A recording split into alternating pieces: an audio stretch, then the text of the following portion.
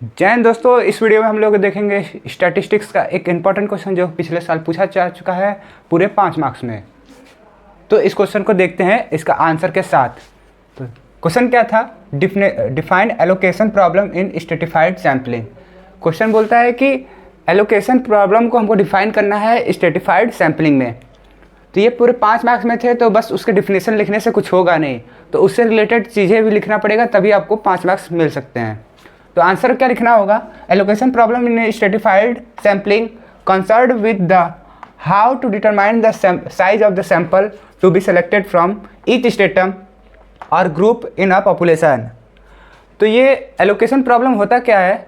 ये कुछ नहीं है, हर स्ट्रेटम में से हम लोग सैंपल को सिलेक्ट करते हैं, तो ये बताता है कि उसकी साइज कैसी होगी, बड़ी होगी, छोटी होगी कि मॉडरेट होगी।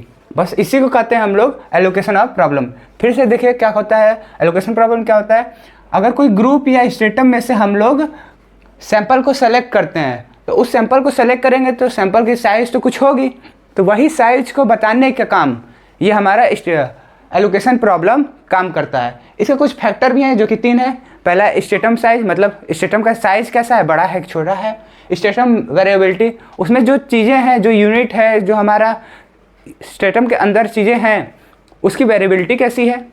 साथ साथ पर यूनिट सैम्पलिंग कॉस्ट, हर यूनिट पर कितना कॉस्ट लग रहा है सैंपल करने पर। ये तीनों जो है फैक्टर होते हैं एलोकेशन प्रॉब्लम में। साथ में देखेंगे एलोकेशन के टाइप। एलोकेशन के टाइप जो है वो 3 तरीके के होते हैं। पहला इक्वल एलोकेशन, दूसरा ऑप्टिमम, तीसरा प्रोपोर्शनल एलोकेशन। तीनों को बारी बारी जानते हैं, आखिर में है ये क्या। पहले देखते हैं equal allocation. The total sample size for each stratum is proportional to the size of stratum in a population. तो ये क्या कहता है, हर एक स्ट्रेटम के सैंपल साइज अगर पूरा टोटल निकाला जाए ये और पॉपुलेशन का स्ट्रेटम का साइज निकाला जाए, तो वो दोनों प्रोपोर्शन में इक्वल होंगे, इसीलिए इसको इक्वल एलोकेशन भी जानते हैं। ऑप्टिमम एलोकेशन क्या होता है?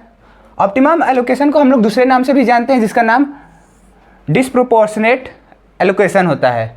This method take large sample from strata with greater variability. ये जो मेथड है वो क्या करता है, वो सैंपल लेता है लेकिन बहुत ज़्यादा बड़ा सैंपल लेता है। किसमें? जिसमें ऐसे स्ट्रेटा में से जिसमें उसकी वेरिएबिलिटी ज़्यादा हो। और ये स्ट्रेटा क्या होता है?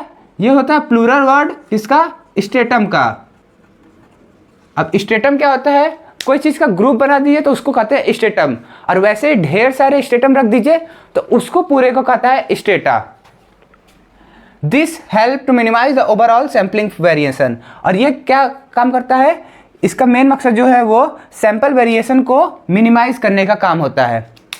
प्रोपोर्शनल एलोकेशन क्या होता है? The sample size for each stratum is proportional to the sample size of strata in a population. तो कहता है कि जो स्ट्रेटम है उसका सैंपल साइज वो होगा प्रोपोर्शनल होगा पॉपुलेशन के स्ट्रेटम के साइज के। अभी आप कंफ्यूजन होगा इक्वल और प्रोपोर्शनल एलोकेशन में, तो इसमें बस एक चीज़ का डिफरेंस है, वो है ये टोटल।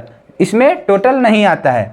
इक्वल एलोकेशन में क्या होता है कि स्ट्रेटम के सैंपल साइज के पूरा सैंपल साइज जो होता है उसका प्रोपोर्शन बराबर होता है पॉपुलेशन के स्ट्रेटम के साइज के। लेकिन वहीं पर प्रोपोर्शनल एलोकेशन क्या होता है, स्ट्रेटम के सैंपल साइज, यहाँ पूरा नहीं है, बस सैंपल साइज के, वो प्रोपोर्शन बराबर होता है पॉपुलेशन स्ट्रेटम साइज के। ये जो क्वेश्चन है वो पिछले साल 5 मार्क्स में पूछा गया है। हर कॉलेज का अलग अलग है। कुछ कॉलेजों का मैं पेपर देखा, उसमें वेरिएबिलिटी थी लेकिन कुछ बातें कॉमन थी, जैसे दूसरे साल तीसरे साल पे पूछा जा रहा है क्या, व्हाट इज एलोकेशन, साथ में उसके टाइप्स, और वो मार्क्स कितने के थे, कोई में 15, कोई में 20 और कोई में 25।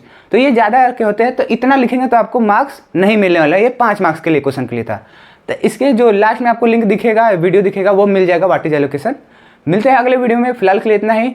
जय हिंद।